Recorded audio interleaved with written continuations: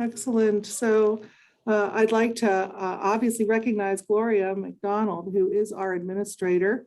If you haven't had a chance to chat with Gloria about your interest in recycling, you should, because she's very knowledgeable and keeps us all together and organized.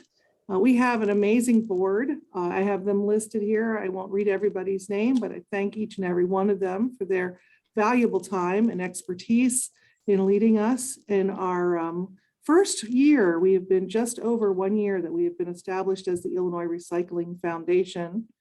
I am going to suggest that you mute yourself. If you don't and we hear you, we'll mute you for you.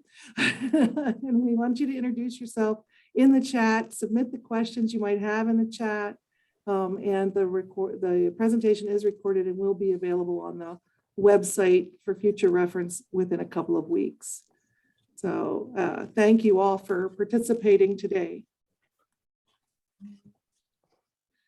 Just to tell you a little bit about us, the Illinois Recycling Foundation is a 501c3 educational organization. We're dedicated to waste reduction, reuse, recycling, and supporting markets for recycled content materials. Members come together to seek solutions to challenges impacting this mission. We express our concerns to state agencies and political leadership when necessary, and we welcome members of industry, government, educational institutions, and nonprofits that share our goals. I am going to give you a few reasons to join the Illinois Recycling Foundation because we are always looking for new members. And we are actually at this moment engaged in our renewal, membership renewal. So if you haven't already received a message from us saying to renew your membership, you will be, and certainly you can go to our website and renew it easily anytime. We have been around for 40 years as the collective voice of recycling in Illinois. We were known as the Illinois Recycling Association. However, in 2020, we did split and they remain a 501c6 and they have focused in on legislation where we have continued with what has been about 95% of our efforts in previous years with education. We have all of our webinars free of charge for our members. There are also no fees for job postings. And if you have additional members of your company that would like to attend our webinars, they are welcome to attend them for free. There are discounted attendance fees when we do have in-person events and conferences. All of our members are listed on our website directory, which is the second most used page on our website right after the landing page. Monthly emails cover current topics impacting recycling, and we welcome your press releases for those. And member activities are also highlighted in our social media. Our full members are also members of the National Recycling Coalition, and you do receive newsletters from them as well. The membership fees are very reasonable, as you can see at the bottom of this slide. And so we do encourage you, if you have already been a member and know the value of us, to consider stepping it up to become a benefactor this year as we continue to try to grow our efforts. So next month, we're going to do a two-part webinar series with the Illinois EPA on residential electronics recycling. And ILCSMA is actually helping us join. That's our county association that exists. And they are also very interested. The first session will be dedicated to the government entities in trying to get them to become part of the opt-in SERA law.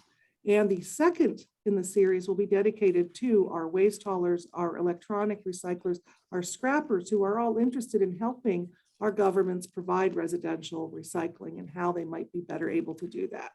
So we do encourage you, if you have any interest in those topics, to join us. And that is going to be free because we have asked EPA to join us in that, and that's part of what we offer with them. Membership renewal, I already mentioned. Coming up next year, we are working on a variety of topics from battery recycling to curbside contamination issues. We intend to try to offer a couple of in-person tours and of course our annual conference in late summer. So without further ado, I'd like to give recognition of today's sponsor, which is Eco Products. Eco Products is the most recognized brand in environmentally preferable food service packaging. As category leaders, they are able to deliver benefits to their partners that are unavailable anywhere else on the market. And we do have them speaking today. Jamie is going to share more information with us, as well as an incredibly exciting video. So our first speaker up is Neil Edgar of Edgar and Associates. Neil has been a senior project manager with Edgar and Associates in Sacramento, California since 2001. Edgar and Associates Incorporated is a governmental affairs and environmental engineering firm specializing in solid waste management, recycling, composting, renewable energy, and climate change issues. Mr. Edgar was a co-founder and acts as executive director of the California Compost Coalition, a statewide lobbying coalition that focuses on legislative and regulatory development regarding composting and other organics management options. Mr. Edgar is the chair of the United States Composting Council's Legislative and Environmental Affairs Committee and serves as a policy liaison for the California Organics Recycling Council, a statewide advocacy group, dedicated to increasing the sustainable use of recycled organics. And if I didn't say legislative enough in that introduction, you can see why we split into two organizations, and we really wanted to focus on legislative issues moving forward last year when we were able to do that. So, Neil, would you take it away for us? Absolutely, and I wish we could have said advocacy more. So I spent a good portion of my day working on advocacy for composting mainly, but also because of my work with other recyclers and solid waste companies, we work in a number of areas that all seem to be intertwined and are all coming to prominence right now. Discussions over how do we change our recycling systems and how do we change our organics collection system. So in California this year, we passed legislation on a number of fronts, one of them involving setting new standards for compostable packaging. And so the question on the title is, are we resolving these issues? And that I think the answer remains to be seen. But I'm going to tell you a little bit about what I know, and I've been talking about compostable packaging since I think around 2003, when it really started to get traction in the market here in California.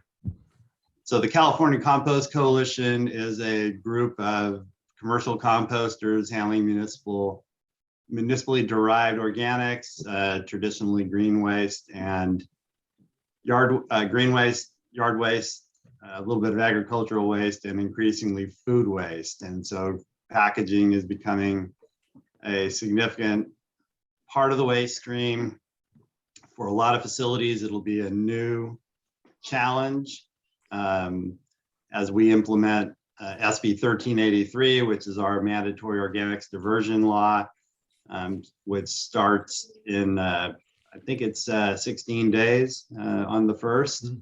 And we will be off to the races to try to divert organics from landfills and limit the methane impacts on our climate. Next. So we talk a little bit about the history of compostable packaging, a few composter initiatives that have been developed over the last few years, talk about identification and the lack of clarity on what products are compostable and what's not, performance, organic status, which is an issue largely here in California where agriculture is the largest market. And the last bullet is missing are the legislative solutions that have been moving through legislatures here on the West Coast, and we expect will be moving across the country. Next slide. So in my first life, I was a grocery store manager. So I spent 23 years in the grocery industry, and I'm very cognizant of the benefits of compostable food service packaging and its need to deliver edible food safely to consumers. I'm aware of the marketing and merchandising implications that go with that. Here in California, about in late 90s, early 2000s, compostable packaging first started coming into the market. Mandatory ordinances started developing around the Bay Area in particular, and in some of the coastal Southern California cities. I think by the mid 2000s, there were over 100 jurisdictions in California that had mandatory ordinances for food service where takeout packaging that it had to be compostable. That's evolving. So now we have a number of jurisdictions that are changing their ordinances to clarify what types of materials they're allowing in their program. Some of them are not allowing plastics. Some of them are pushing harder for reusables, setting fees on compostable or recyclable packaging. But these ordinances all came about without much participation from composters or the organics processors who were mandated to manage that material where it was being diverted. So early on, there were limited market standards, a lot of confusion. There were a lot of greenwashed products that were not truly compostable. In California, a little different than probably most of the country, the use of biodegradable is illegal. You cannot make biodegradable claims. There are no standards for biodegradable. You don't have ASTM standards. There were a number of products that were oxo-degradable or used plant-based as a sort of a euphemism for compostable, but a lot of non-compostable products. We still have a lot of lookalike products, people using green coloring for non-compostable bag products. The Safeway, 2 blocks from my office where I shop, the mandatory reusable bag I had to pay a dime for a couple of weeks ago was green in color, looked exactly like a compostable bag. And it said on the outside of it that it was recyclable and it was made of recycled content, and I could just take it back to the store where I got it and recycle it. Of course, when I asked somebody there was no recycling infrastructure. They weren't taking the bags back. And so a lot of lookalike products, and then there were a lot of fraudulent participants. A lot of those folks, a lot of those manufacturers have been prosecuted by local district attorneys here in California and also our Attorney General's office. So a lot of the products that were causing confusion in the market have been eliminated, and a lot of them continue to be phased out. They don't have much traction here. The Attorney General's office came to an agreement with Amazon over distribution of non-compostable products here. So there are a number of efforts to try to really refine the market so that we only have truly compostable products. And I'm in the position where I believe that there is a clear role for these compostable products to help recover organic waste and move it to landfills if it's associated with, again, desirable organic waste. So if it's food waste, if it's bags for green waste, I think there's a lane there for these products, but there were so many products hitting so many markets at early on without standards that it kind of soured the composters' taste for really wanting to take these. And then lastly, cost consideration. So the consumers are paying a premium for compostable products. And they were paying a premium for the products that weren't compostable and have confused the market. So it's sort of a loss for folks that were thinking they were doing the right thing by paying more to buy products that didn't really perform. Next. So 3 key issues that are impacting composters have been historically is first, identification. So these collection programs and identification of compostable products needs to occur immediately at the point of disposal. So when if a consumer cannot clearly tell you what they're holding in their hand when they go to deposit it into one of the 3 bins that are common around California, to one of them being organics, we're behind the 8 ball. So it's got to be something immediately readily identifiable for consumers, and then it's very helpful also if it's readily identifiable to the processors. Although in a lot of cases it's very difficult, and I'll show you some slides later, to identify compostable products which have been commingled with organic waste, in particular food waste. Performance is an issue. So generally compostable products, the majority are not developed to perform well in backyard or community composting type of operations. There are differences between how well they perform in windrow composting or aerated static pile composting. And Susan and CMA have done a lot of work in this regard. And I think they still have a lot of questions that hopefully she'll provide some answers for later. And then there's the organic status. So any synthetic materials need to be included on the National Organic Program list. And more here in California, given agriculture is our largest market. The buyers of our compost predominantly want material that has organic status. So if you're intentionally including non-organic compostable packaging, and generally that's plastics, you're not going to meet the NOP standards for compost. So most of the composters looking for organic status are removing all of the compostable products. Next slide. So a few years back, I think 3 years ago, 4 years ago, it's hard to tell in COVID time. I seem to think last year was, the beginning of COVID.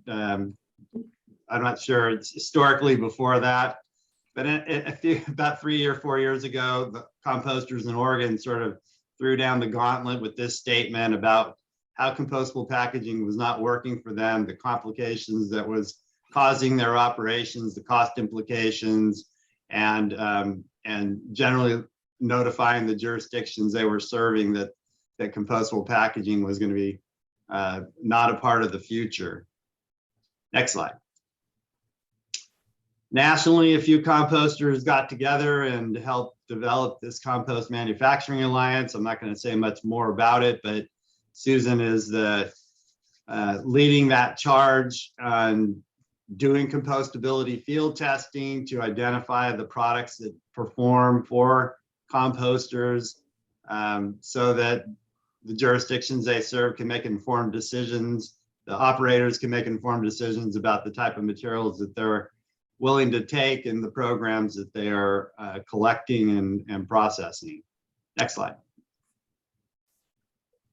So people, the general public and even industry professionals in the solid waste industry, when you say food waste, they really think a lot about that picture on the left. Both of those pictures, this is out of a collection program in Marin County that we helped our client develop. It is back of house in a restaurant collection program. They collect only vegetative material. As you can see in the lower picture, it's very clean. And a lot of people have this sort of idea that that's what food waste is.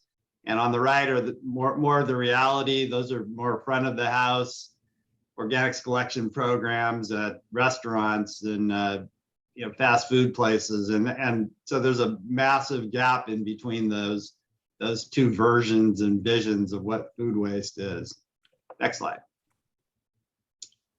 In reality, at the commercial composter level, this is food waste. So if you can't tell the difference, the big pile in the front there, that's commercial recycling. That's not food waste or organics at all. That pile in the lighted doorway there on the other side is actually the collected organics out of the commercial programs in the city of San Jose. And then it's processed across a sort line. So when it's running across that sort line at high speed, it's very difficult, again, to identify what's compostable, what's not. And it creates a lot of confusion for the operators on, how do we process this and still be able to limit contamination in the outbound products that we produce. Next slide. And the products, for the products themselves, not very helpful. So in all of these instances, you have these lookalike products. And I love that that the product manufacturers like to have little leafy green leaves and brown stems and look to be a very environmentally friendly product. But you also have a lot of products like the plastic cup at the top center there. Might be compostable, might not. In that case, that's actually a compostable cup, but there's no way to tell it from other non-compostable materials. The other two below it are a little more clear, but it's difficult when they're, again, crushed and smeared with food waste and co-collected with other materials.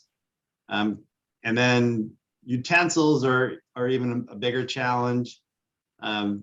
Whether they're compostable or non-compostable, they tend to have difficulties in performance that we'll talk about, the thicker gauge materials that are needed for those products to actually perform what you're wanting them to do. If you want a spoonful of hot soup, and the compostable resin that's used is not thick enough gauge, you're going to have a lap of a spoonful of soup in your lap, and that's not workable for consumers either. Next slide. So coming up with solutions for market confusion, the U.S. Composting Council has had a compostable products task force for a good 10 years or so, from about 2005 to 2015. In my role as chair of legislative environmental affairs, when I was working with that committee for the last 10 years, we've revised this model compostable plastics labeling bill information, and it's I think been helpful a little bit, but I don't think it's been used quite a bit by a lot of jurisdictions, by states, but set some standards that are helpful in trying to identify what should be used and included in collection programs. Next slide.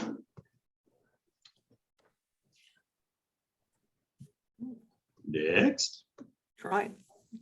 So 3 years ago, I think, 2 years ago, 2019, I think, Washington State passed HB 1569, which set identification standards for compostable products there. One of the,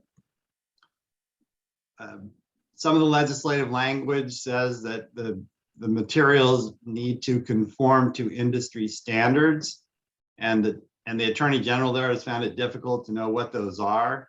So recently, and I think John's going to share these later, the BPI has come up with some compostable products guidelines, which are, I think, establishing those industry standards, which is going to be, I think, helpful in Washington to move forward on implementation of HB 1569. I'm not sure how much success it's had in reducing concerns over compostable packaging there, and Susan, being in Washington, can probably talk a little bit more about that later. But have heard it's been difficult for the department, the regulators there, to enforce. Next slide.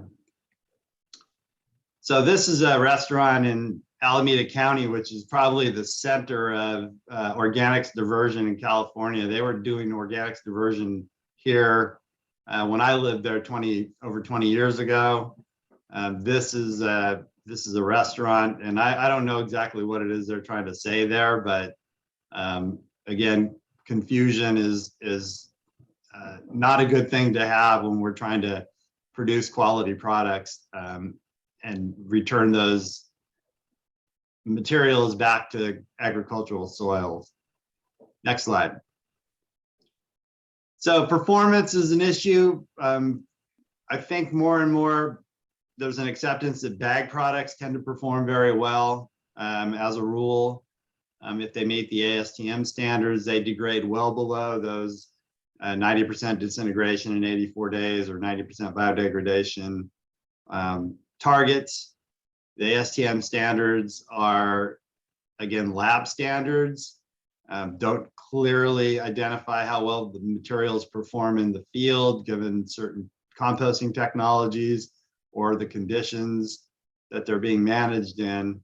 And so performance has been a question for a number of composters. And then, like I said before, different products have different performance metrics. Plastics, the thicker gauge materials tend to be more difficult to compost. But there are some fiber products and bamboo products, other types of materials that are also challenging for composters. Do they perform well in a windrow cycle, which is typically about a 90-day throughput? They might, but most operators that are investing in covered aerated static pile technology are looking to move materials through in 30 to 60 days tops. So having an ASTM standard that's markedly longer than that opens up a lot of questions about whether the products will perform in their system. Do they, will they perform in anaerobic digesters? The answer is largely no. So most of the anaerobic digestion facilities in California that have been developed, and there are a handful, small number, but some of them are rather large, screen those materials out and they go to landfill anyway. So they're not a good contributor to organics collection programs that are going to be managed and processed at anaerobic digesters. And then the thickness, composition, and formulation of the products matter. Some of the thermoform type clamshell products, the way that PLA or other materials might be processed makes them more rigid, so they perform better, they do a better job for the consumer, but that might make them a little more difficult to compost in real world conditions. Next slide. And organic status. So in California, the growers here, and I'll start by saying I helped develop a workshop for compost use in agriculture. And we conducted that workshop last week, and Thursday and Friday, we're in Salinas. So Salinas has the highest compost use of any growing region in the country, I'll argue. The leafy greens growers in Salinas Valley have been using compost there for more than 3 decades.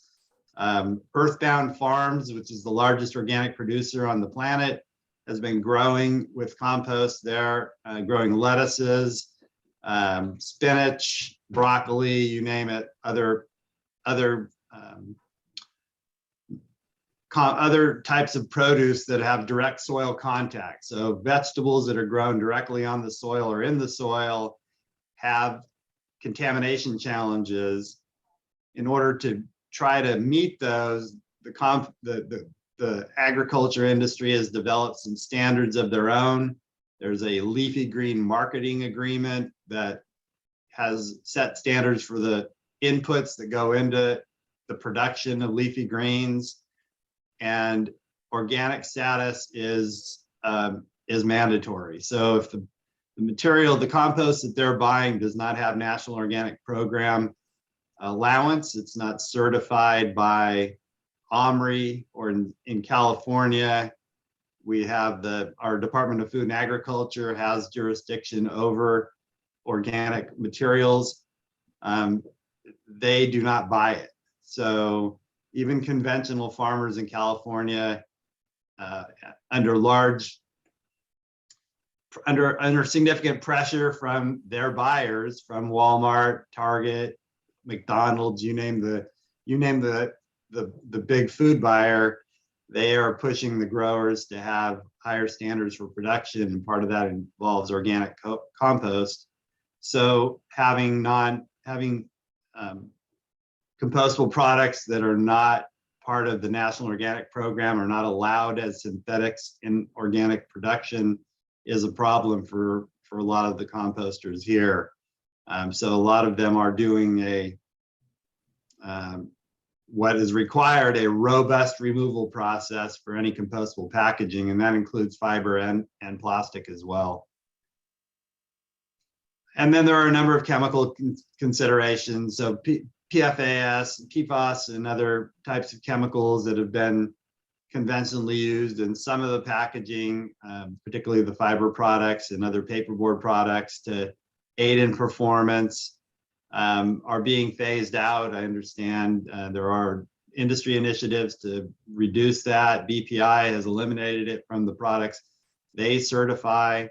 And so that is another, but it is another consideration and another challenge for composters who want to produce organic materials. Next slide.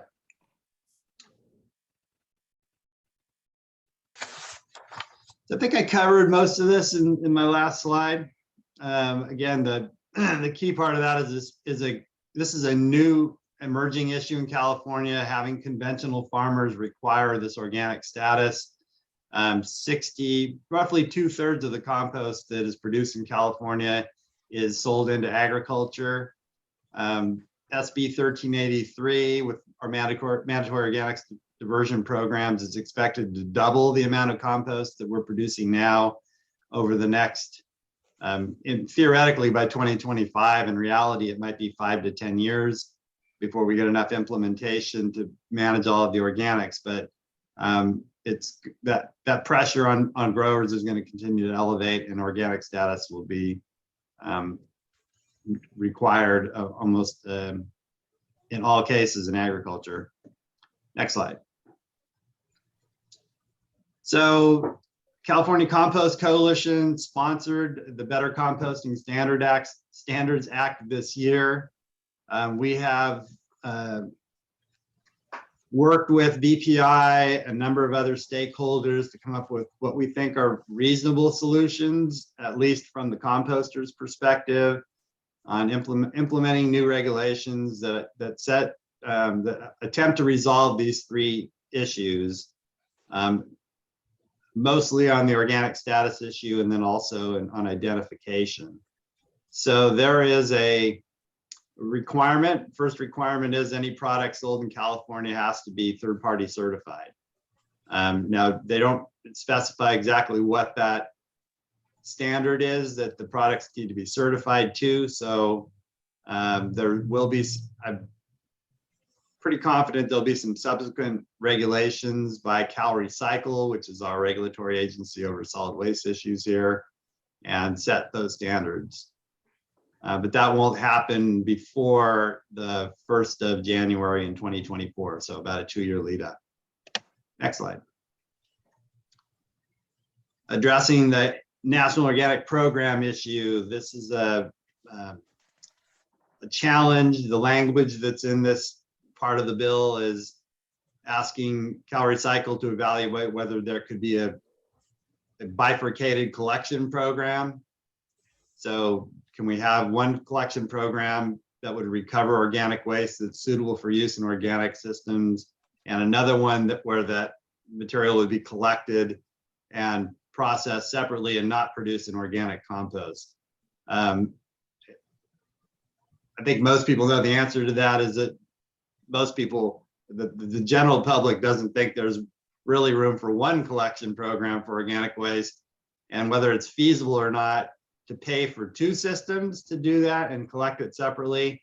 I don't think that CalRecycle is going to be able to make that determination, but there will be a public process and public hearings to discuss that potential option so that there would be an off-ramp for products that are not meeting their National Organic Program.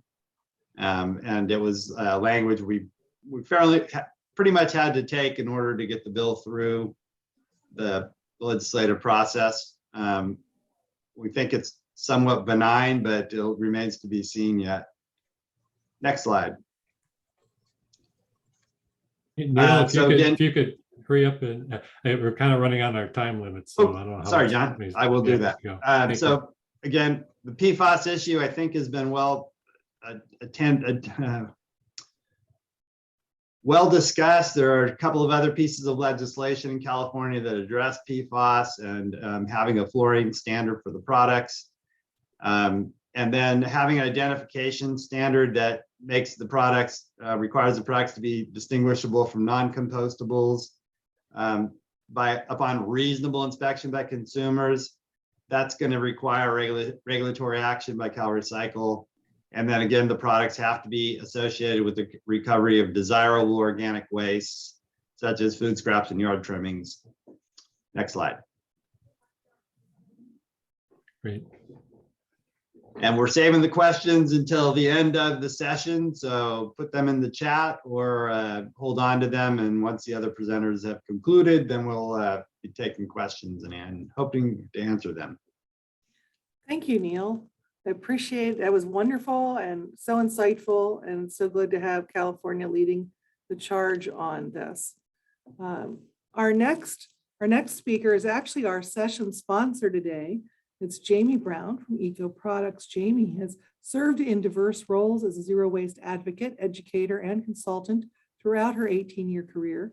For nearly 3 years, Jamie has worked for Eco Products, engaging with the Midwest region, where she shares her wealth of knowledge and expertise in the waste hauling, recycling, composting, and sustainability industries. Jamie looks forward to this opportunity to engage with you and share her insights about how to successfully navigate the use of compostable products to divert more food scraps while minimizing contamination. We appreciate that. Go for it, Jamie. Sure.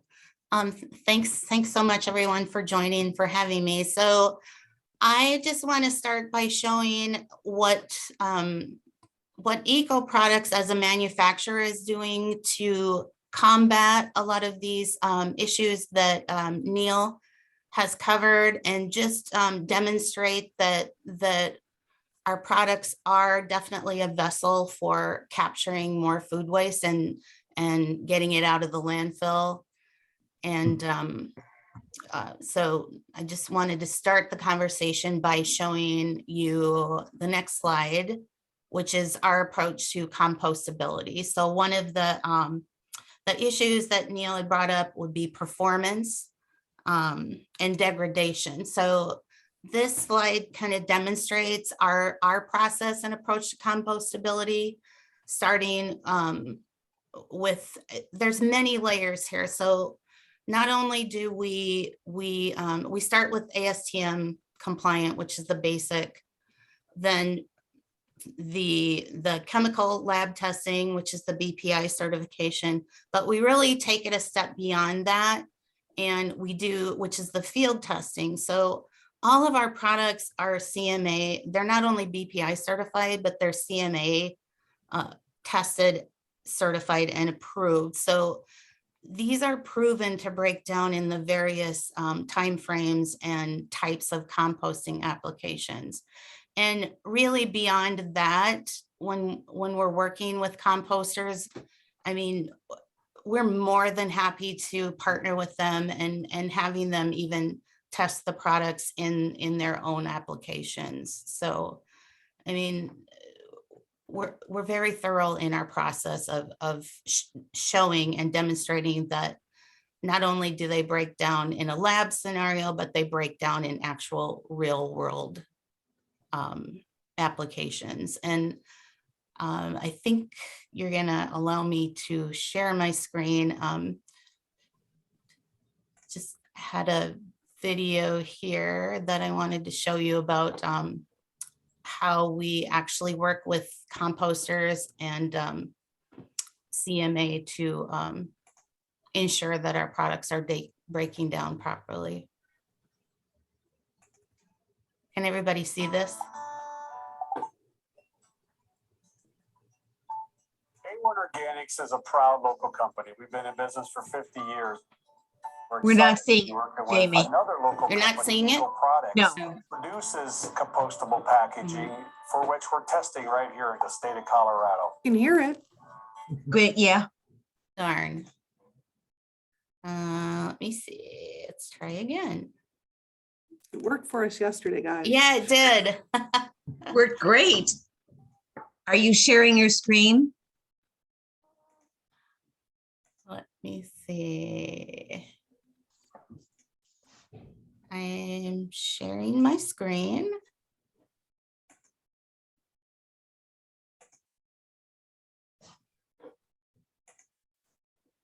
How about that? Yeah, there we go. All right. Wait. Okay. see. We have a Zoom message up here.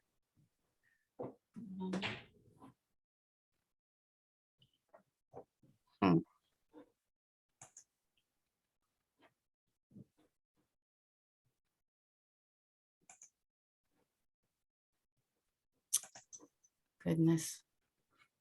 Sorry, guys, this worked perfectly yesterday.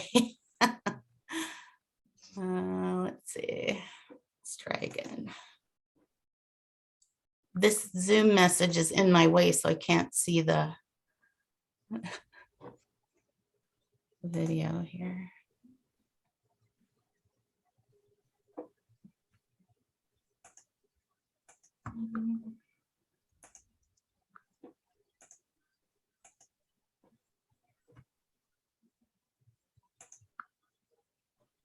Can you see my screen? We do. Is it because you're not the host on this or something, maybe, Jamie? Not sure. We have her as co-host. That's why we're seeing her screen. All right, let's try this. Get in here. Can you see this? There we go, YouTube. Oh, that's not what we want. Commercial. Where's that there? But that cough looks pretty bad. Try this Robitussin honey. The real honey you love, plus the powerful cough relief you need. Mind if I root through your trash? Now get powerful relief with Robitussin L. Can you see that? Got it. Yes. Yay! Yay. A1 Organics is a proud local company. We've been in business for 50 years. We're excited to be working with another local company, Eco Products, who produces compostable packaging, for which we're testing right here in the state of Colorado. When we think back to some of our most important zero waste success stories here in the Boulder County area, A1 Organics has been with us every step of the way. They were an early pioneer in accepting compostable packaging and working together with some of our largest operators in order to achieve a zero waste event. A1 Organics has made the choice to continue to accept compostable food serviceware and packaging. But it's really important to make sure that these materials continue to break down in the processes they said they would. The Composters Manufacturer Alliance is a group that is actually out field testing compostability of food serviceware products, packaging materials that are all compostable. Eco Products is creating these materials. It's important to make sure that their products are breaking down in our compost piles. So what we do for field testing compostable products is we have a series of these bags that we're putting in these giant piles here to test for compost. Each one of these bags is filled with fresh compostable material alongside fresh products. We will let them sit through the whole composting process, and then we'll come here at the end and we'll sift through each one of these bags and look for those finished products to see if we have any remaining plastics, fibers, whatever type of base material we're testing. And what we're looking for is really just the last identifier tag. That's what we consider a pass for CMA.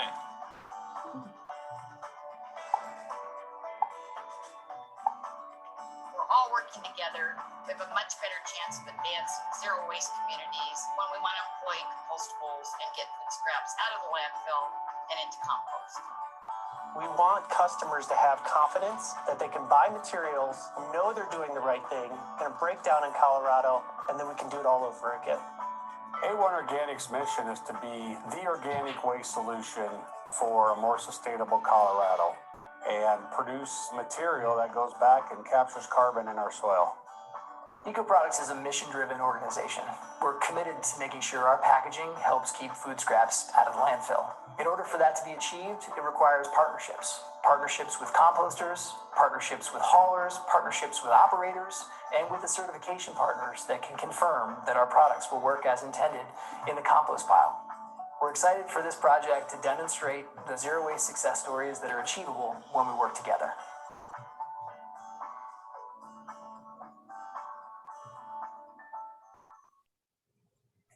Introducing Van. All right. Sharing. Okay. I think we've got it. So if you could throw up, thank you, Marta. So with the the degradation and performance piece, the other key to our success that Ian, our president, was talking about in the video is the partnerships. So partnerships from the procurement all the way to the composter.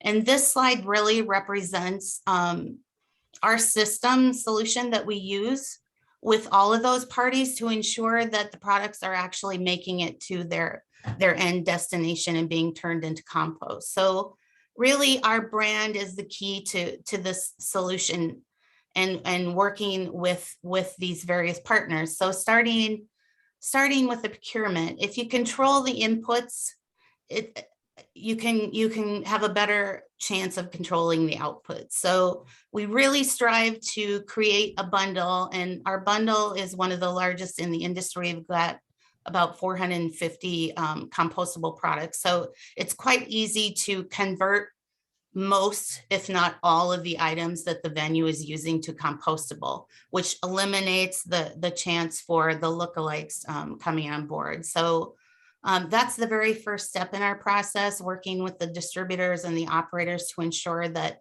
they're using a complete suite of compostable products. Next, we work with the venues. The venues and facility operators. So when they see our brand, they can be assured that it's the right type of product that's going into their system. They don't have to use a lot of decision making. We assist them with front of the house signage, bin placement, bin selection. Marta, if you don't mind, there's a slide that kind of shows a front of the house collection bin to counter the one that we saw earlier. Here's an example of one that actually works with using all of the items so that they can just look at the item, know that it's going in the right bin. They don't have to make a decision there. It's really proven to be successful with a lot of our operators. And if you could go back to the system solution, relationships with haulers, relationships with composters, educating them on the attributes of the products, knowing that when they see that we're bringing them a vetted opportunity, they can be sure that we're not bringing them a problem. And then next slide. To further ensure this, we're really the only manufacturer that's kind of walking our walk in this way. So being a zero waste company that's making packaging, our mission truly is to make sure that we're diverting as much food waste from the landfill that we can. There's third-party studies out there that show that in order to get meaningful diversion, back of the house pretty much tops out at about 50%. So really, to boost the amount of food that we're getting out of the landfill, front of the house can be a useful tool. And as I said, these products are a vessel to removing the food. And I've seen studies that show that the composition of front of the house bins, are up to 50% food. So there's really not as much compostable product in there as people would think. But part of the strategy and the relationship building that we do is we have folks like me in each area of the country. And each of us kind of has, we've got a special background either in compost hauling. I was a compost hauler here in Minneapolis for many years. We've got Jenny on the West Coast that's more policy based. We've got some of my other colleagues that are former composters and haulers. So we get it.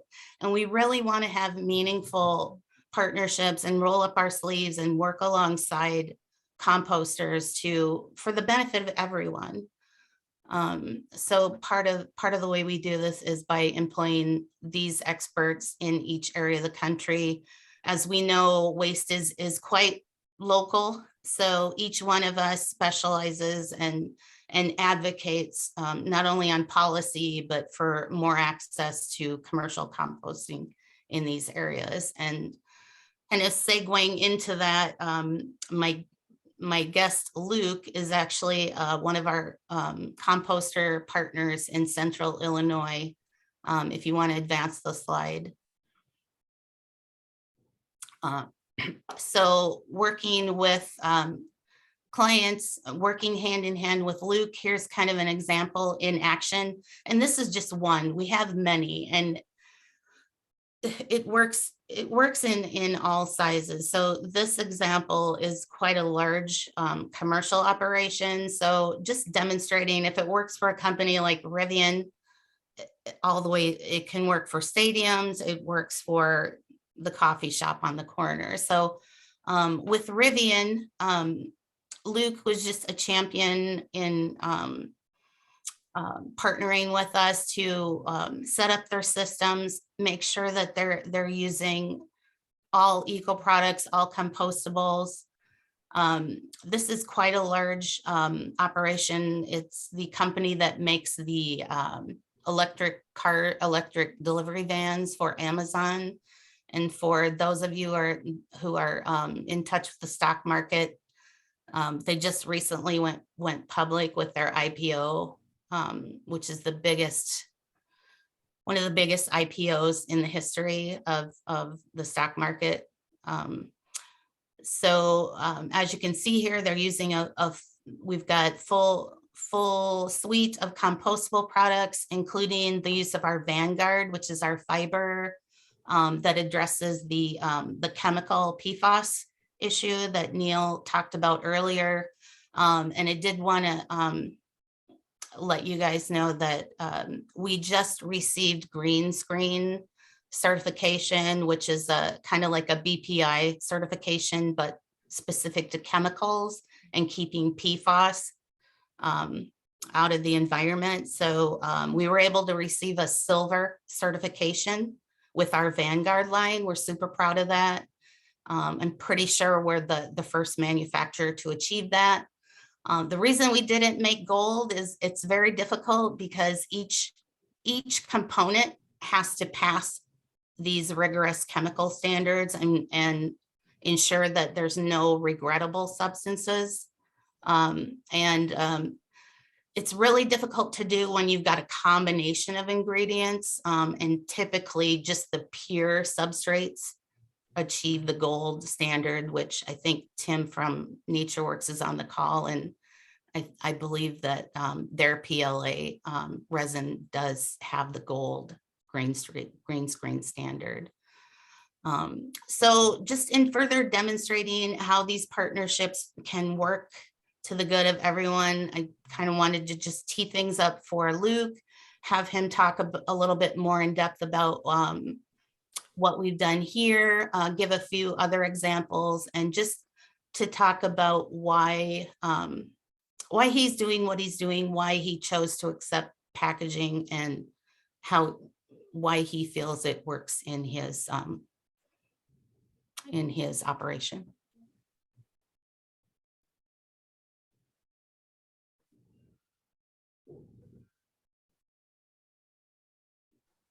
Sorry, I was muted. So thank you, Jamie, for that, and the video and the introduction to Luke here, which I'm going to continue. Just a little background on Better Earth Logistics. Luke's the manager of Better Earth Logistics, a company formed to service the food scrap collection needs of commercial and institutional clients in Central Illinois. They combine this service with preferred compostable products vendor Eco Products and sister company LHF Compost to create a turnkey approach to organic material diversion. Sorry. Thank you, Luke and Yvonne. I appreciate you guys being here today. Take it away. Thank you. Okay, so just that picture you just saw, Luke and myself and 2 of our 3 little boys. We've added another one since that picture was taken.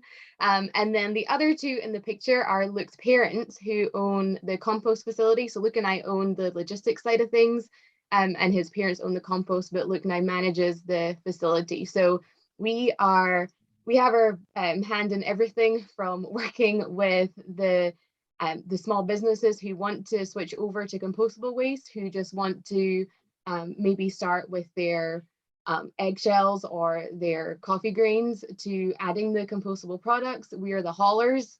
And then we do everything from the education to when it actually meets the facility. So when our drivers dump it out at the facility to turning it into compost. So we get to see from start to finish, and working with Jamie has just added so much richness to what we're able to offer our customers.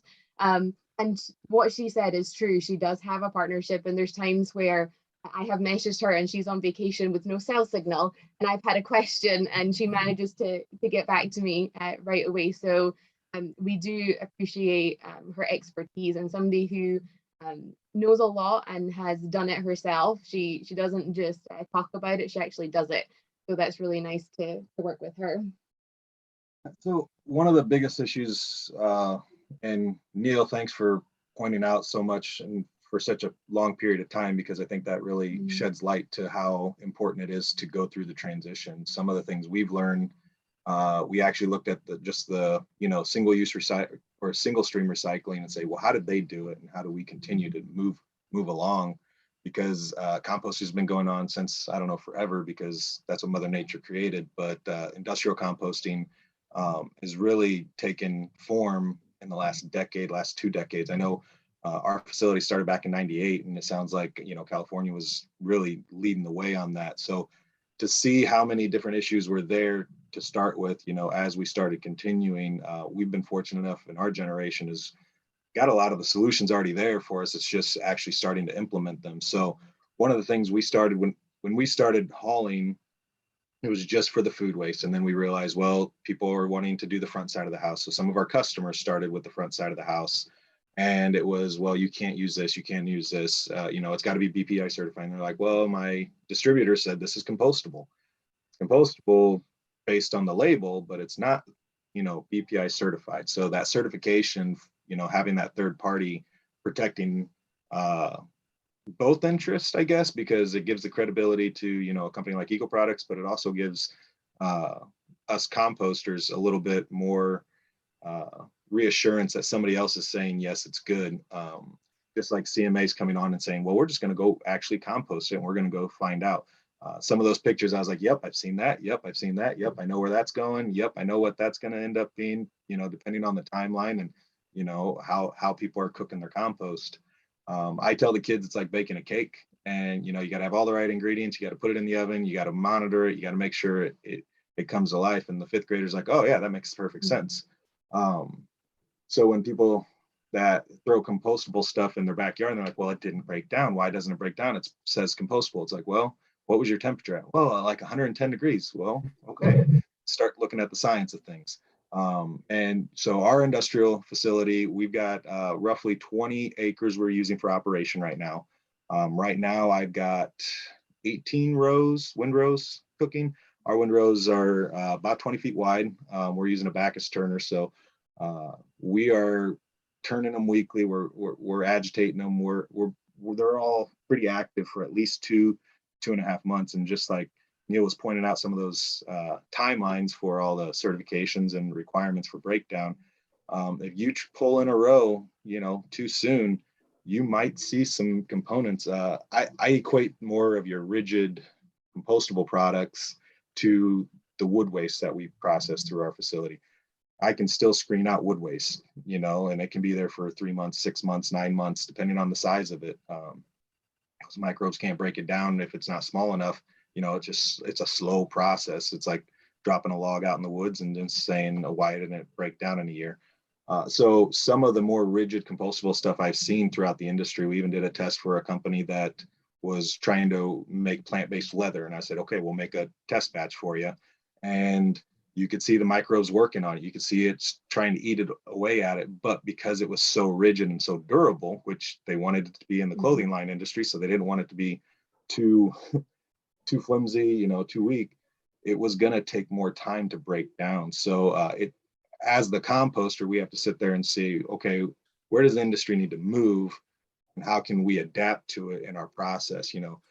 We've had questions about, well, how is the EPA going to be transitioning with new regulation? Because, it's getting real big to finally people are realizing it's a necessity, not just on the East Coast and the West Coast, but the entire country needs to be paying attention to this. So, you know, what worked in 98, well, now we're in 2021. The equipment has changed drastically. We finally have, you know, manufacturers of compost products, you know, compost equipment. We didn't have that 30 years ago. We had a couple guys trying things out, and so it's drastically changed. So we've got to keep adapting.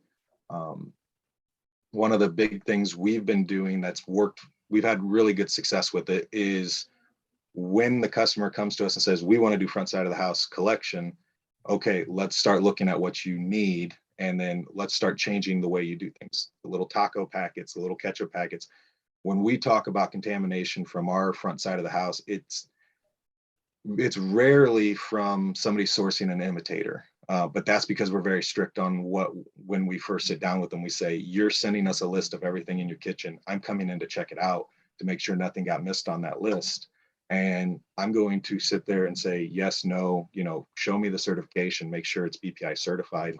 I mean, we've seen everything, including the kitchen sink, being dropped off at the facility. Yes. So when we start talking about we want to educate people, we love the in-person hands-on, and that's what we were doing before COVID. Because if you need a dog toy, we can find you plenty of dog toys at the compost site. So we do joke that if people are dropping off the kitchen sink, literally, then we need to be hands-on in showing them what compostable products can and cannot come to the facility, so that we're fixing the problem before it even gets to the facility in the first place. And that's been the biggest thing we've had success with a handful of our customers, is saying, okay, instead of having single-use, you know, disposable material, if you're not using reusable, it needs to be compostable if it's touching food.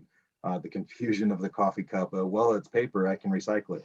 Well, no, you didn't finish your latte. There's still a little bit of contamination in there if you throw it in the single stream. And oh, by the way, it's a compostable cup. So you're going to just contaminate the single stream recycling versus put it in the compost cup. We've thrown some videos out there to literally say, if you don't know what to do, your best bet for the environment is to landfill. And people are like, no, that's not the right answer. But it is, because we've got to really protect our feedstock and our compost and our single stream to make sure it continues to be healthy for the rest of the environment. Yeah, and that's one thing with Rivian, since Jamie touched on that we did, was when they started, there was just so much new happening because it was such a new facility, and they were wanting to go green and do everything, which was wonderful. But then we saw so much contamination that we pumped the brakes and said, okay, how are we going to fix this? And that took an in-person meeting, and then we figured, hey, we can do a quick video and show them why it's important. If they understand why they are going to the eco stations and putting it in, then they're going to care a little more. And we've seen contamination reduce dramatically since we've done that video. Well, and the other thing is, when we saw the contamination increase, you know, our contacts know at Rivian, and it was great to see the response, because we were on an email blasted to everybody in Rivian that was, you know, able to touch it. And everybody said, hey, this is our responsibility. This just isn't on the one person. We all have to do our part to make sure this is done correctly. So having a company that's got that mindset definitely helps our end. I mean, it definitely makes our job easier. And we're not having to, you know, here in Illinois, we haven't mandated collection yet. Out in California, once you mandate something, well, now you're having to try and work through. Once it gets to your facility, now you got to deal with the problem. We're trying to prevent the problem from even getting on our truck. That's why we collect the way we do. Our drivers have been told to identify things. There's been times where they've left stuff, and then I get a call and like, hey, they left something. This all looks good. We picked through it. Say, okay, great. He saw something that didn't look good. We'll make sure he's aware of it. We stopped doing traditional marketing, and our marketing is education. Every time we get to educate somebody on something new, it allows us to move forward and faster with what we want to get done. Excuse me, move on. I'd like to move on to our next speaker, and hopefully there'll be some questions come up, and you can add on to what our participants might need to know.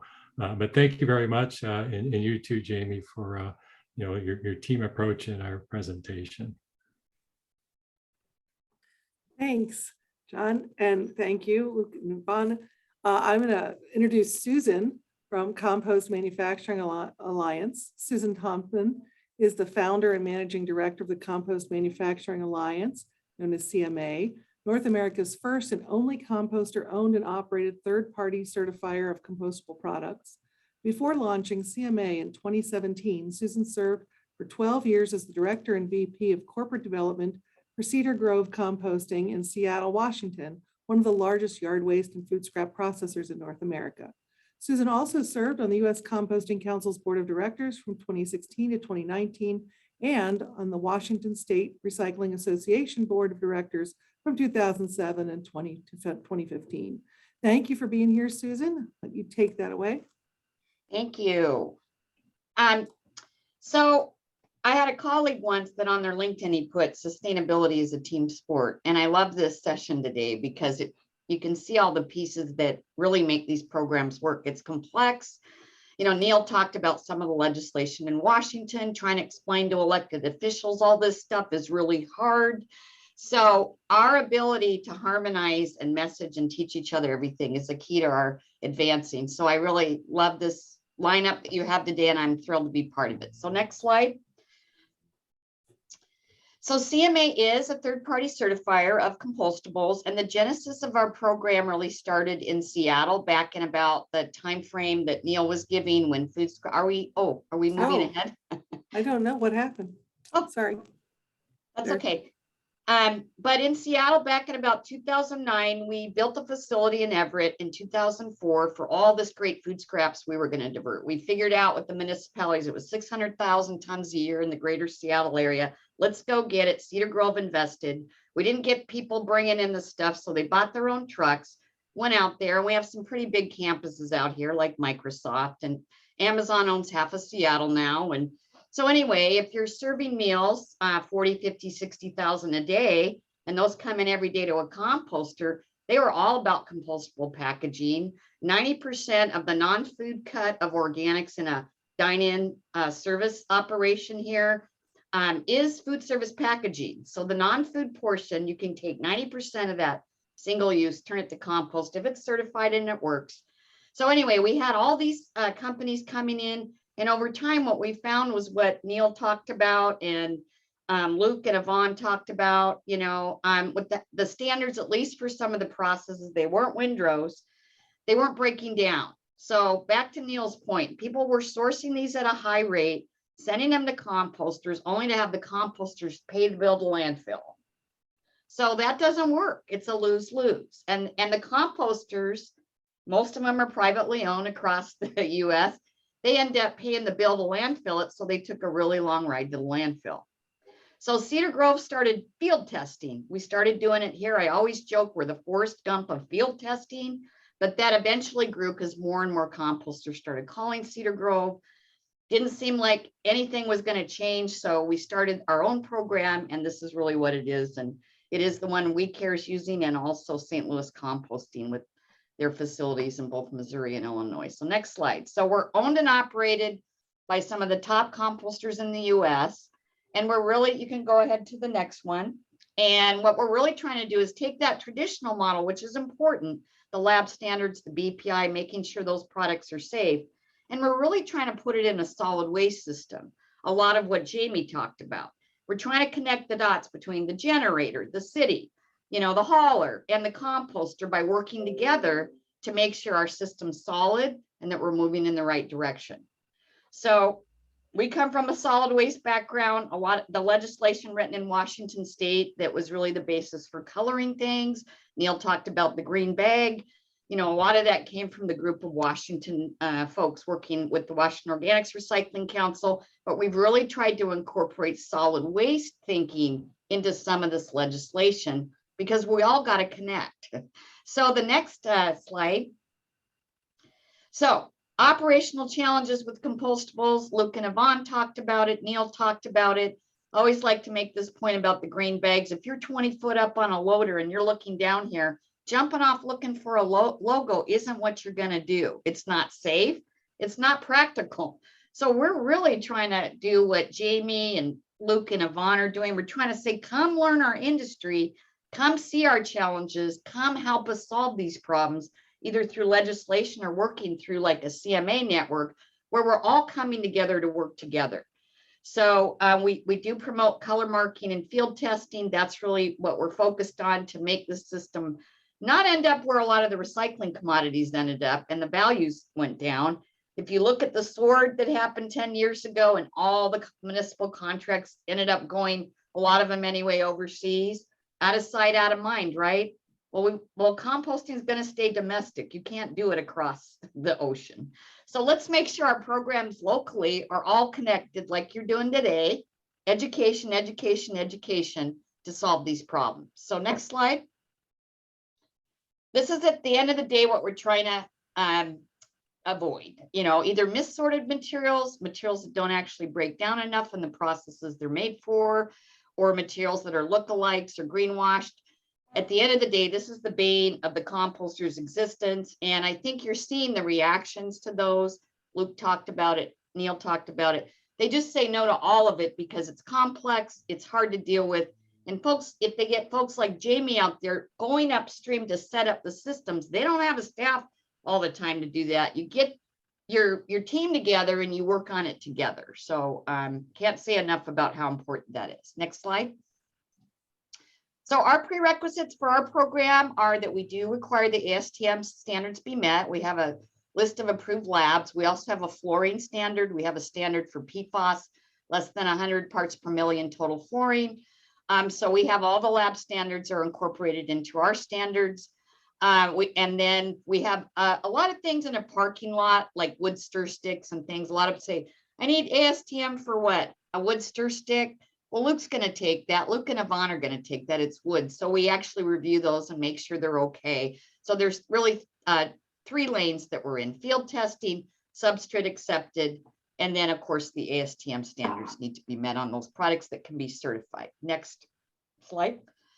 So Neil talked about different processes. So the main 3 we test in, and if you could go back to that, yeah, are the Windrow.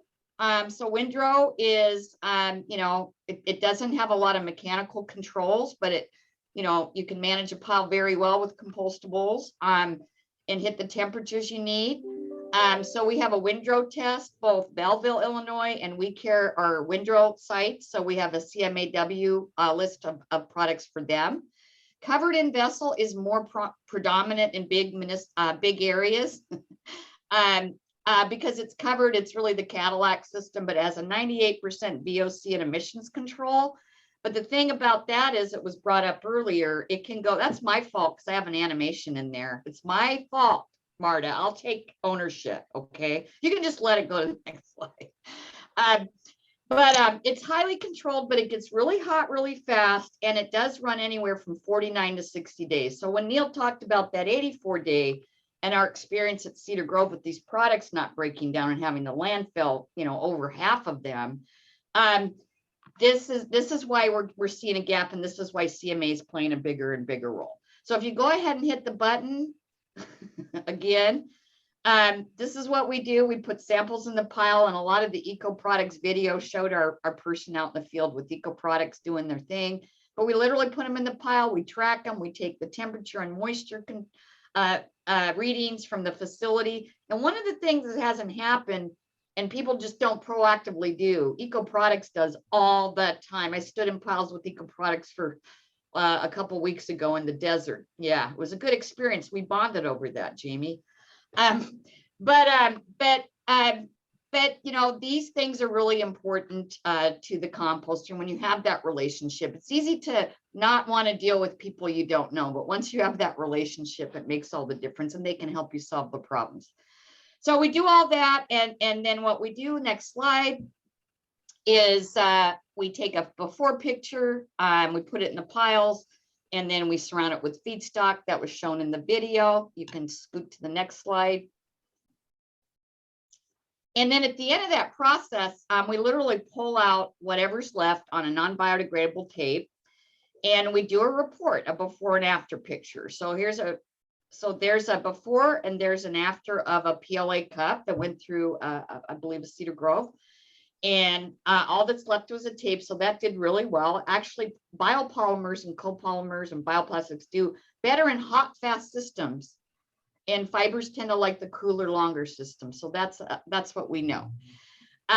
Some fiber products may have treatments or long fibers and may not break down. So when we're talking about those overs and that category, we're working on studies now to see, is there anything we can do operationally to make those break down more? Is there inoculant? Is there more curing time? So we're really, thanks to Eco Products funding our research, I will tell you that we're really looking at opportunities to explore more of these so we have better BMPs for facilities and better opportunities for those products in the piles. Well, the other thing I'll say is, there hasn't been a strong feedback loop. So if you think about compostables being manufactured by some PhD chemists in Chicago, I'm in Seattle, I can say Chicago. But if they design the product, they often don't get any feedback at all, if any, on what happens in the pile. So what were the moisture levels on day 15? What was the pH? So we're just in the baby stages of co-manufacturing compost and compostables. And that's really the space CMA's created, and I get really excited about, because we have that opportunity to work together to design the future of both programs, but we have to do it together. It cannot be in silos. So next slide. Susan, can we finish up in a minute or two so we have time for questions? Final thing I'll say is we have a list, composter approved, which speciates out to those processes we test to. Those are connected to haulers and cities and composters.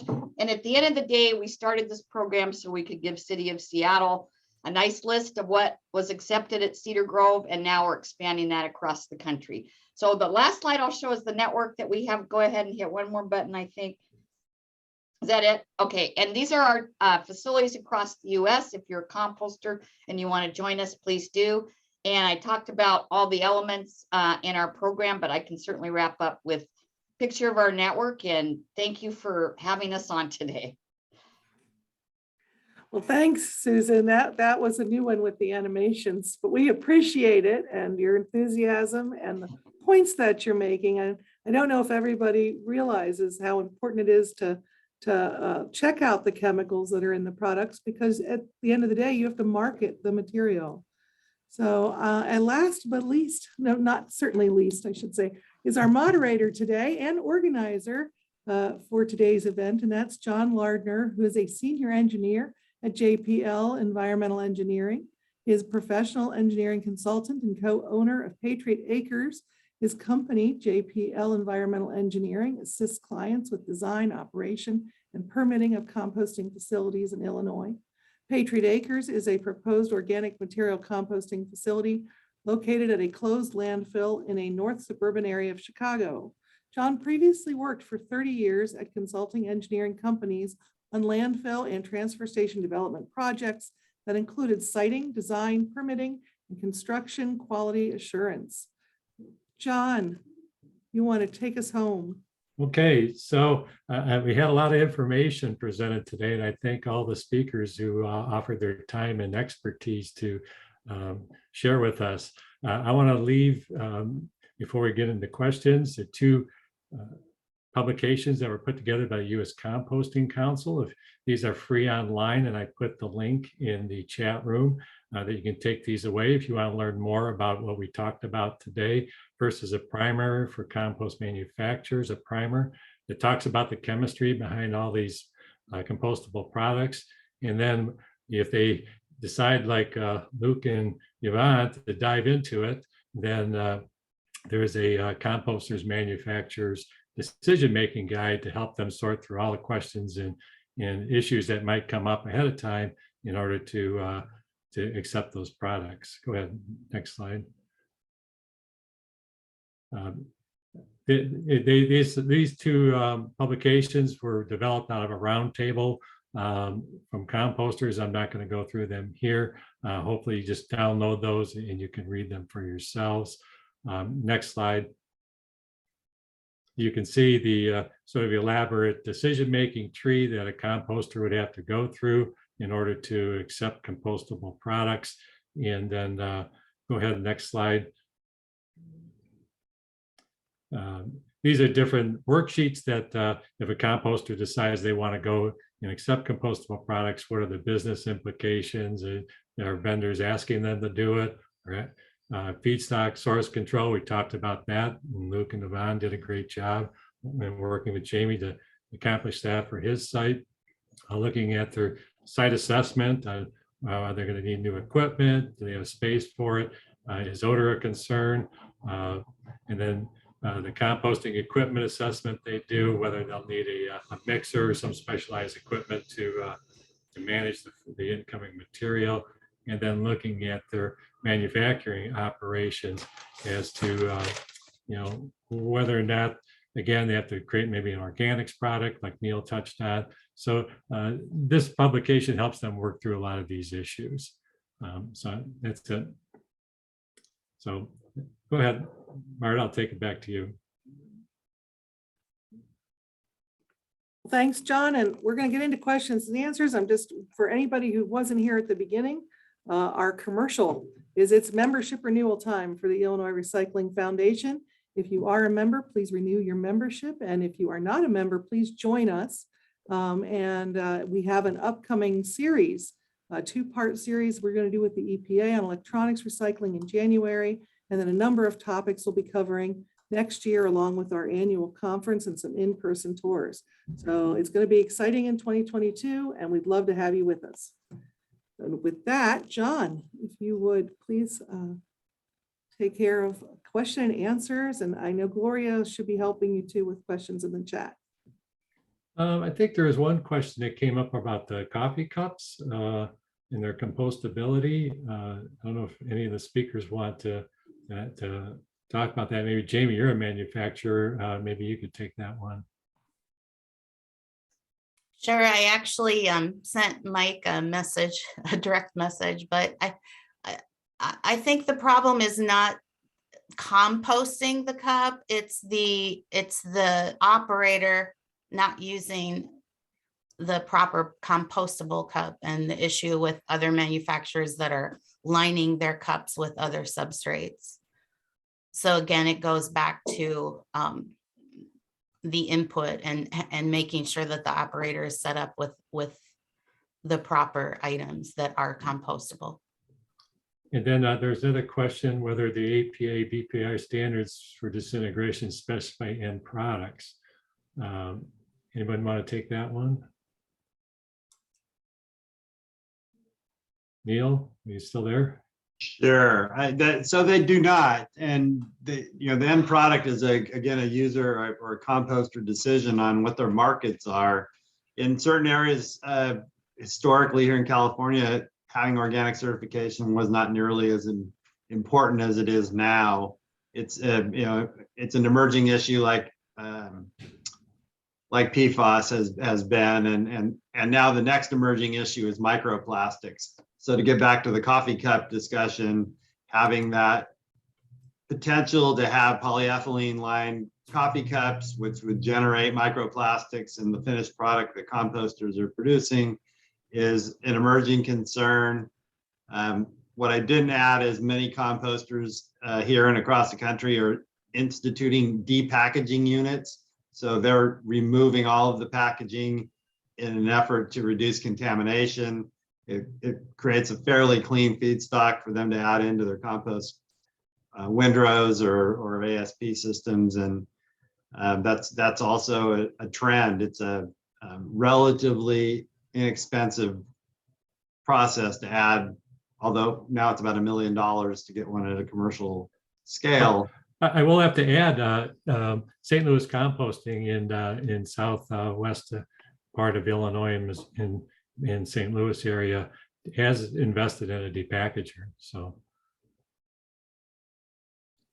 yeah, but they are, I think, well recognized that there's a potential to generate microplastics through those depackaging units. So then it really becomes a more complex decision on how we move forward. But there's research being done right now in Vermont, and I think a few other places really looking at microplastics in compost, and that's another challenge we'll have to face as we move ahead and get better information.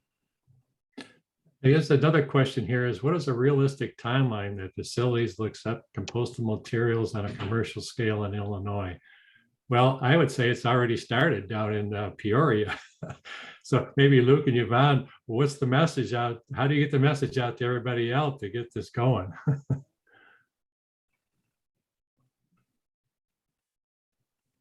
Sorry, Luke had to run off. He's actually got a Bloomington meeting for an arena now that they're starting to compost with us. So he had to run. It's just me. So are you asking how we're getting more people to switch over? Yeah, I think they said, what's a realistic timeline that facilities will accept compostable materials on a commercial scale in Illinois? How long did it take you, I guess, if somebody wanted to start now? What would be your recommendation? So we start, and it is with meeting with them. So that's exactly what Luke is going to do today. And we're hoping that this arena will be started by January. So we can get them up and running pretty quick. So it all depends on the size of the facility, what they're looking to do. So really it's logistics side of things of meeting with them and then putting in place all the systems that they need and connecting with Jamie or whoever they're working with for their compostable ware to make sure they have it in stock and have their right. A lot of the time it's making sure that the education's there and then the signage and the system is in place. So we can accept it, our drivers can add it to their route as soon as we're good to go, but it's fairly quick process. But on the composting side, were you already set up to do that, or did it take some time for the composting side to catch up with your collection? No, we were already doing it. The biggest thing for us was really learning the product and finding out what we can accept and what we don't accept. So I don't know what year Better Earth started collecting it. Luke would be able to tell you. But since it's been available here, we've said, okay, we'll try it. In answer to that question, I know I saw a presentation by We Care Denali for their Harborview landfill site, and they ended up actually shutting down their compost facility to food scrap in compostable products to get their processes in order, and they rebuilt their compost pad and they're up and running. So for them, it was about a four-month process. So I guess the answer to that question, if you want to get a system going and get a composter to take it, we're talking probably anywhere from 6 months to a year. I would add, and John, you can probably corroborate this, if you're starting from scratch and getting land use approvals, environmental review, and then the appropriate permitting, solid waste facility permitting, it's a 5 to 7 year process here in California because we have additional complications of stringent water board regulations and air district regulations that are hurdles. The facility in the background behind me was a 8-year project, and it's a $10.5 million ASP facility. Well, we're 4 years into ours and we haven't opened yet. So I would, say that what you just said is accurate. And our issue is more a little bit environmental, working on a landfill and, some of the neighboring communities that, are making our issues for us. So, but I think it sort of ends the questions that I see. I don't know if anybody, there's maybe a couple minutes. I guess we're at noon. Did you see anybody raise their hand, Gloria? Any other questions? I think we're pretty much done. If anybody wants to speak up, we're not a huge group here, so I think we can manage that. If anybody had any question that didn't get answered, you're still welcome to use the chat. I'm just suggesting if you'd like. And yeah, we are right at 12, so it's not a hard, like we'll stay a few minutes if people have additional questions. Don't feel stressed, but we don't want to take anybody's time. If you can't stay, we understand too. And there's some good information in the chat, which we will get a copy of once the session ends, and I will distribute it to everybody. If I can jump in here, because I'm a bit obsessed with the whole coffee cup thing, given our society and where we've moved at purchasing those kinds of products, and the idea that You can compost some coffee cups, depending on how they're coated or if they're not coated, but others that are being produced en masse are still problematic. And Jamie private messaged me about how we need to all work together in all ends of the spectrum here. And I absolutely agree with that. I mean, it has to be, but are you getting that buy-in from the manufacturers of those products and from the companies that use those products? And I referenced Starbucks, but they're not the only one. Does anybody want to address that at all? Because it seems like we're creating more junk, okay, that can go into our landfills when these are products that theoretically can be composted if they are either properly created or properly treated. And what I've read in the past, and you guys are the experts, so you tell me that you have to have enough of any given product to treat them properly en masse. So is there any short-term solution other than saying, hey, we all need to work together?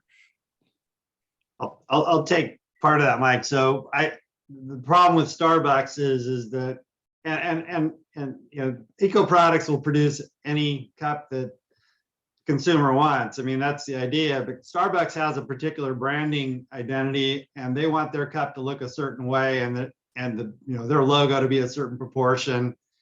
And they've actually gone back and forth between, I believe, between PLA lined and polyethylene lined cups, finding that the composting infrastructure wasn't there in most places. It's difficult, again, identification and being able to tell exactly what it is that you're going to receive. Coffee cups are not, paperboard, pressed paperboard, like coffee cups, ice cream cartons, milk cartons, they're not the best compost feedstock. Are they manageable? Can they be composted? Yes. Do they take some additional time in processing? Yes. But it's really about identification and then, having closed loop systems like events and arenas, all that's great, but in the wild, where consumers are throwing random materials into bins, and that's the largest proportion of the compost organics collection stream, the challenge is, again, knowing exactly, the consumer needs to know what it is their intent of the product is, and brand owners are struggling with being clear about what it is that the product is and does. Markings on branded products, they don't necessarily want to put a big green stripe across it that says compostable on it.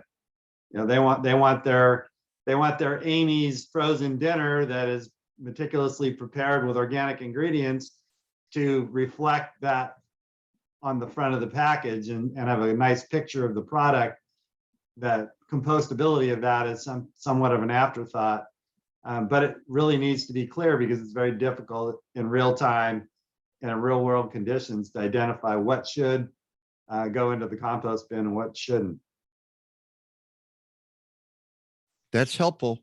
It sounds like maybe legislative, and I see Chef Zach has his hand up. I don't know if you want to go to him. Okay, just unmute. Yeah, he needs to unmute. Yeah. Okay. Okay. I didn't want to interrupt. My question is, being a restaurant that's, been composting for a long time, we even did our own backyard composting before we had a waste hauler that was able to do it. What I thought was going to be our biggest hurdle is convincing other restaurants to do the same thing. But I don't know if, I'm putting the cart before the horse and, making sure that, is it more important to get the waste haulers on board and having more availability for restaurants to be able to compost? Or is it better to start getting restaurants to use compostable materials and sorting the garbage, and then, telling the waste haulers that we're already sorting it, can you just, start picking up compost at restaurants? So I'll take that one real quick. In your case, it becomes route density. And if Yvonne's there, I think she had the same hurdle for her clients. And then they decided to start Better Earth Logistics because there was no hauler in the area that was doing the job. Correct me if I'm wrong, Yvonne. No, that is right. And we've learned a lot about the restaurant industry, and I commend you for being in it because it is a hard job. There's so many things that we have learned that we did not know until we started meeting with chefs and restaurant owners and said, hey, what does this look like for you guys? Because the first thing is always cost. And we always look at that from our customers as, hey, we don't want to be charging you, having you to spend more if there's not a system in place for you. We also will not sell if there's not we will not sell compostable products to somebody if there's not a way for us to educate them and to be able to bring the products back to the facility, because we just call it fancy trash. Because in that case, if you started with your compostable products first without a hauler, you're normally spending more money on our fancy trash, and it's still going to the landfill and not doing any good. So we won't start until all the steps are in place in order to be successful, or else it's going to be frustrating on our end. It's going to be frustrating at the compost, but it's going to be frustrating for your staff, because you're going to have to retrain them, and you're going to have to tell them, hey, we're doing this. And then if the composter says, hey, there's too much contamination, you got to halt. We want to make sure that all the kinks are ironed out before we say all systems go.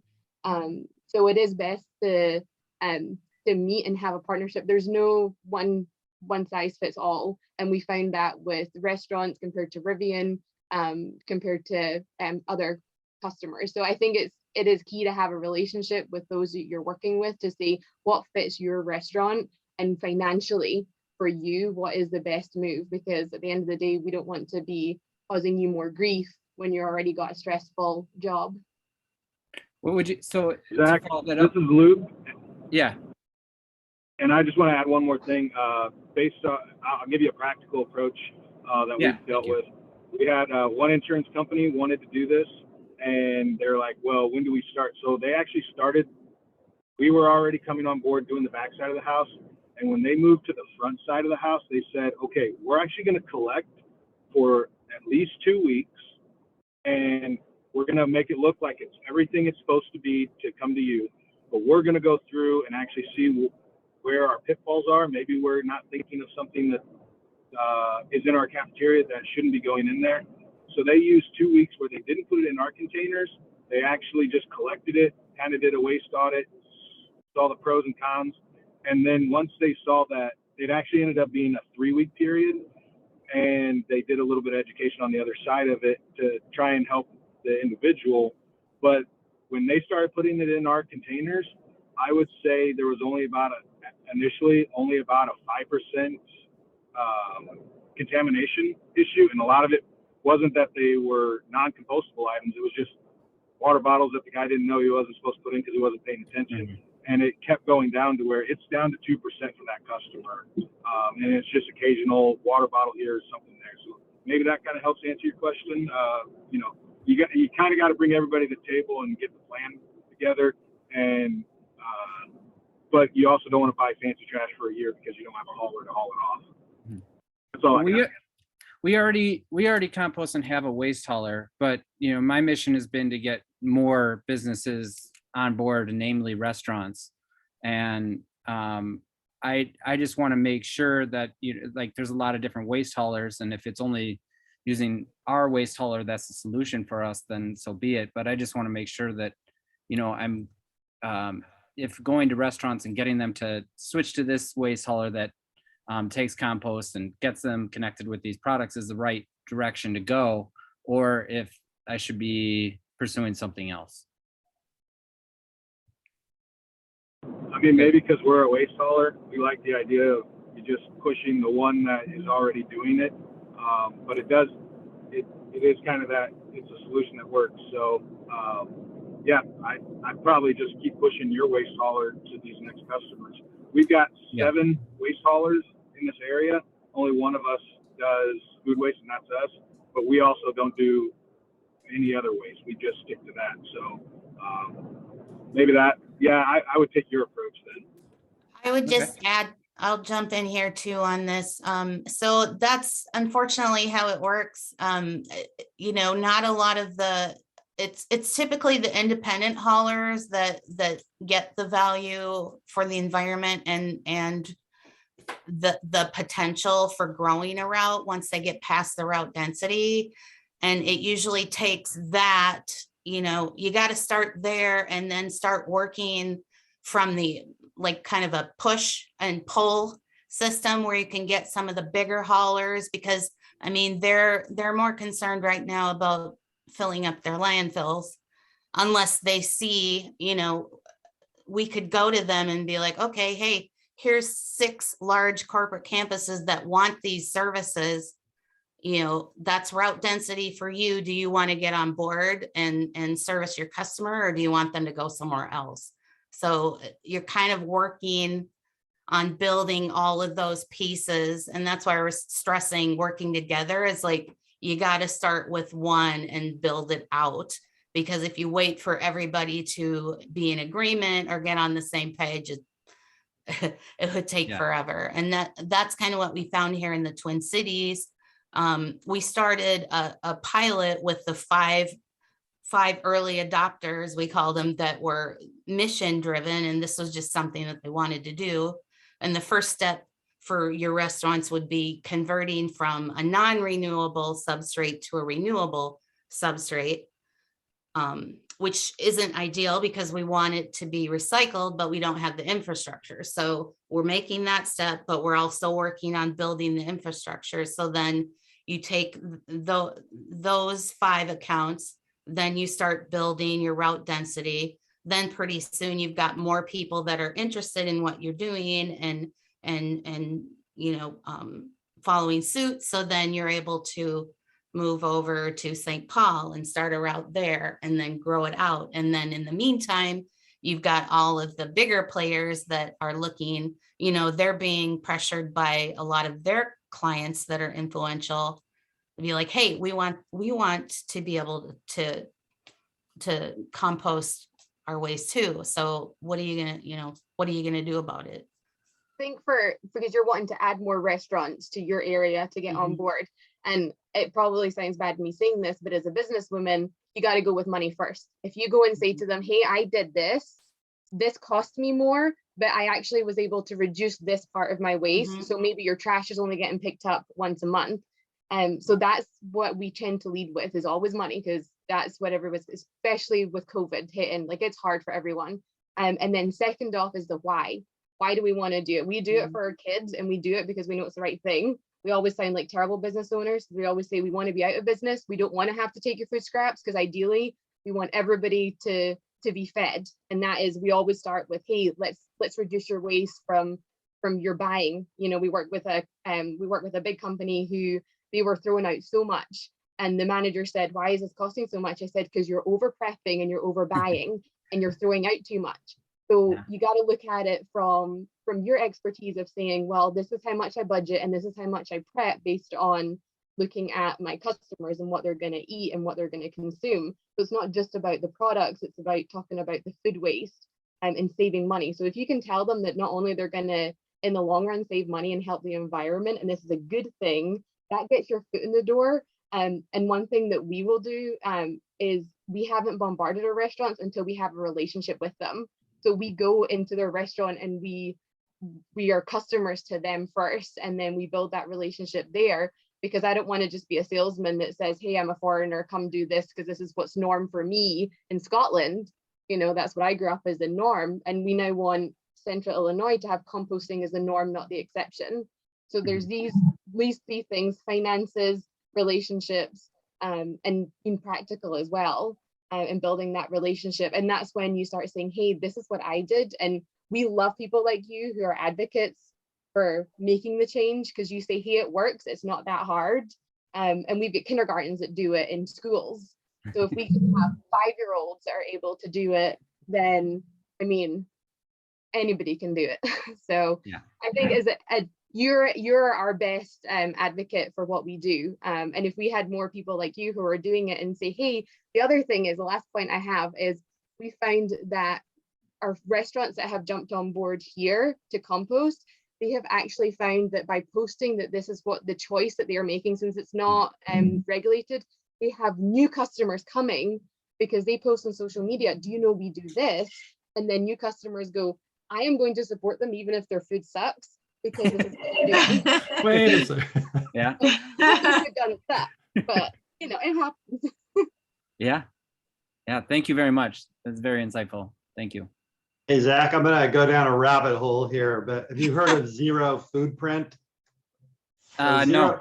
So Zero Footprint is an organization that's starting here in California. San Francisco chef named Anthony Mint, M-Y-I-N-T, started this a few years ago. So the restaurants that he's working with, including his own, are charging their customers a premium. So an additional $1 on their bill or a percentage on the bill, and using that funding to help their farmers. So they have local farmers that they want to have a relationship with and help them buy compost. So they're subsidizing compost use on organic farms so that they can get the produce and close the loop on that side of it as well, in order to, again, for the better reasons, better the planet, reduce climate change, and their restaurant partners that are doing this now across California are doing it. And also letting people know, letting their customers know that this is explicit and it's they can decline it if the client doesn't want to do it, but it's another way of trying to help create another mechanism for closing the loop with the farmers that are supplying you. I love that idea. Love it. Yeah. Thank you.